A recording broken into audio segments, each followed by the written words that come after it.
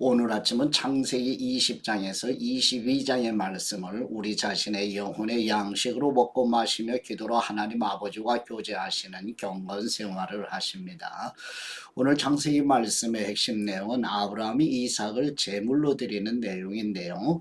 아브라함은 이삭을 하나님께 제물로 드리라는 하나님의 말씀에 순종하며 이삭 역시 아버지 아브라함의 뜻에 순종하는 내용입니다.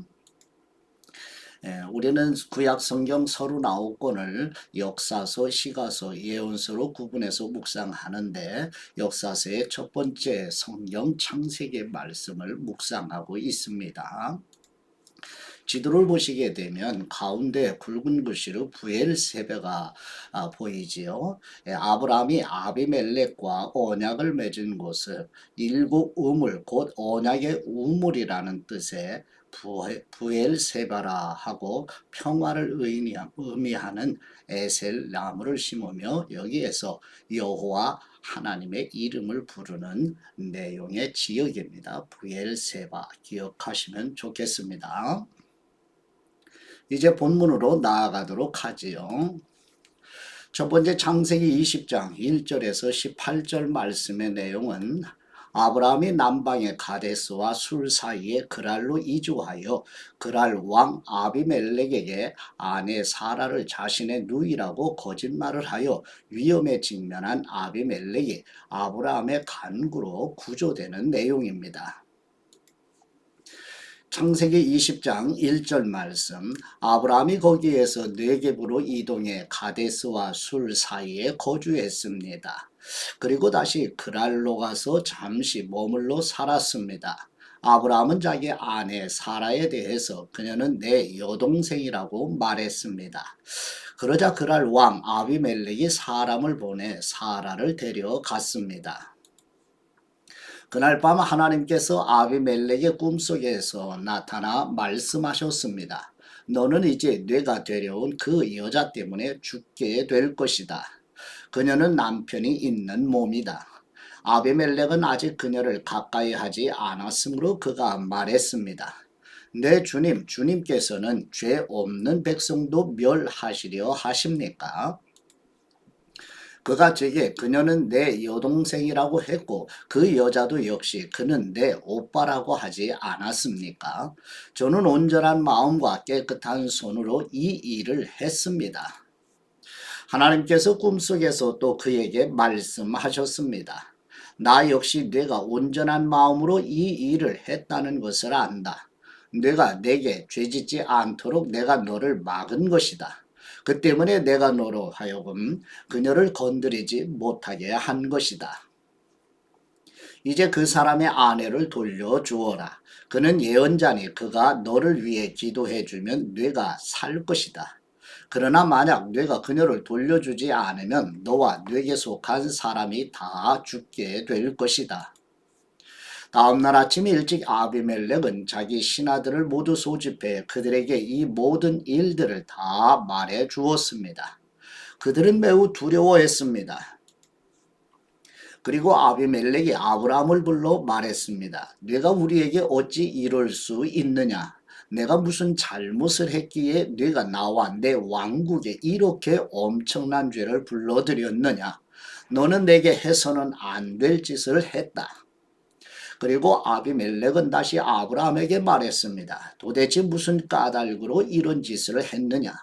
아브라함이 말했습니다. 저는 이것은 분명 하나님을 경외하지 않으니 사람들이 내 아내 때문에 나를 죽일 것이다 라고 생각했습니다.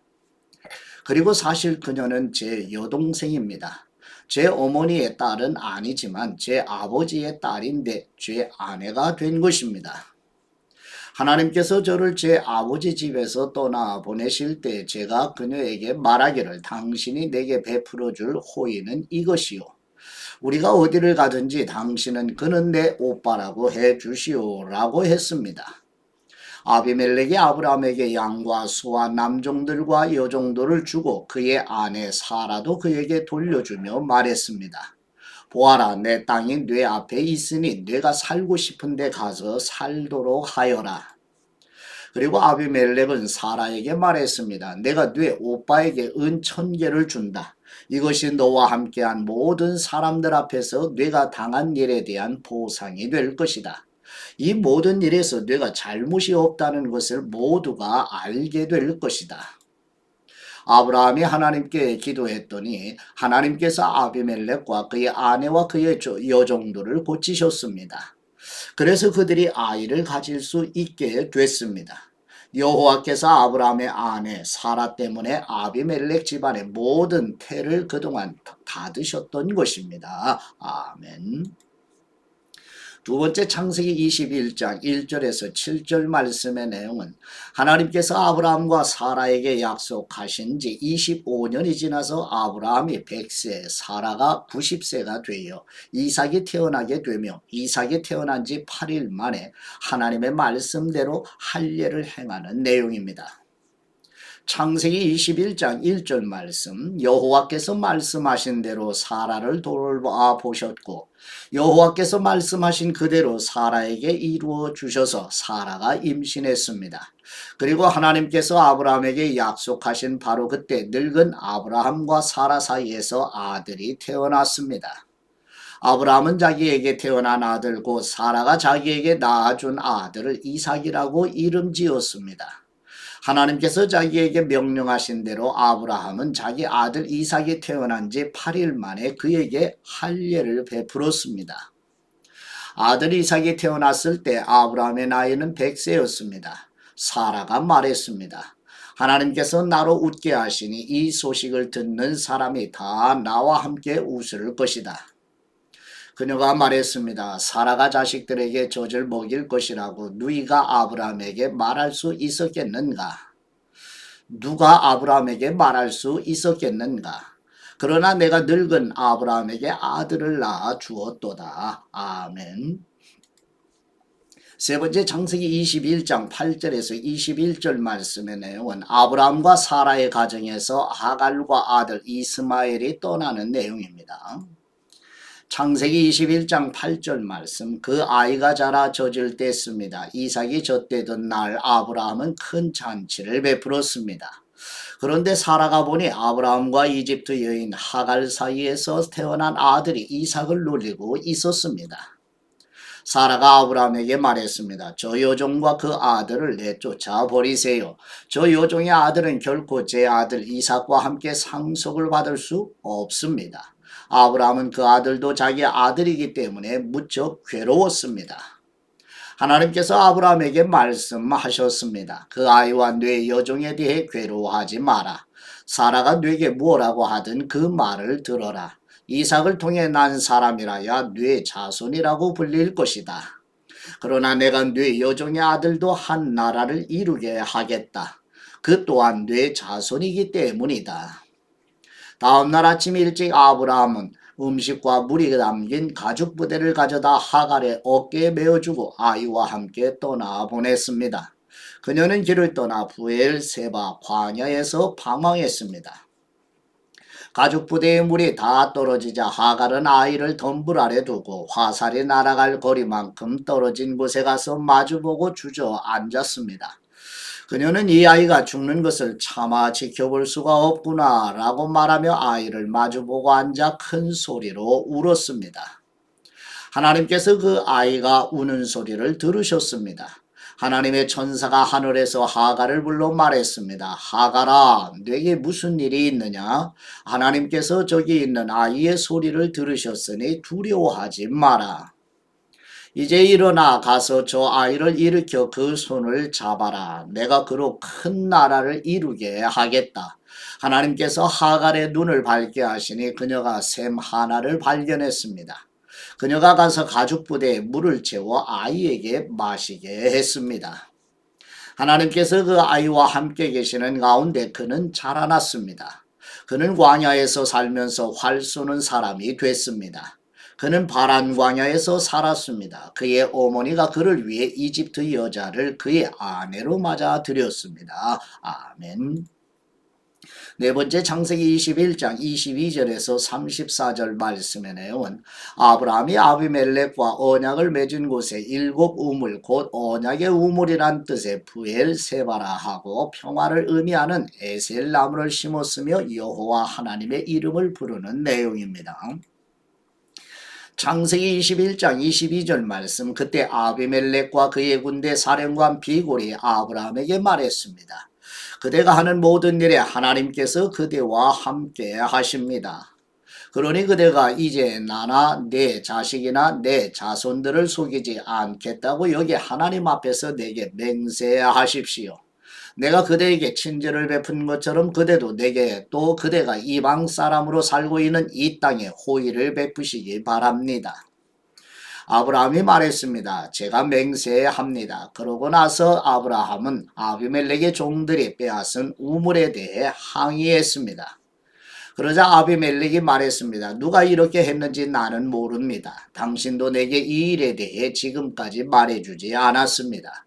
나는 오늘에야 비로소 이 일에 대해 들었습니다. 아브라함이 양과 소를 가져다가 아비멜렉에게 주고 그 두 사람이 언약을 맺었습니다. 아브라함이 새끼 암양 7마리를 따로 떼어 놓았습니다. 아비멜렉이 아브라함에게 물었습니다. 당신은 왜 새끼 암양 7마리를 따로 놓았습니까? 아브라함이 대답했습니다. 이 새끼 암양 7마리를 제 손에서 받으십시오. 이것으로 제가 이 우물을 판 증거로 삼으십시오. 거기서 이 두 사람이 맹세했기 때문에 그 장소를 부엘세바라고 불렀습니다. 부엘세바에서 언약을 맺고 난 후 아비멜렉과 그의 군대 사령관 비골은 블레셋 족속의 땅으로 돌아갔습니다. 아브라함은 부엘세바에 에셀 나무를 심고 그곳에서 영원하신 하나님 여호와의 이름을 불렀습니다.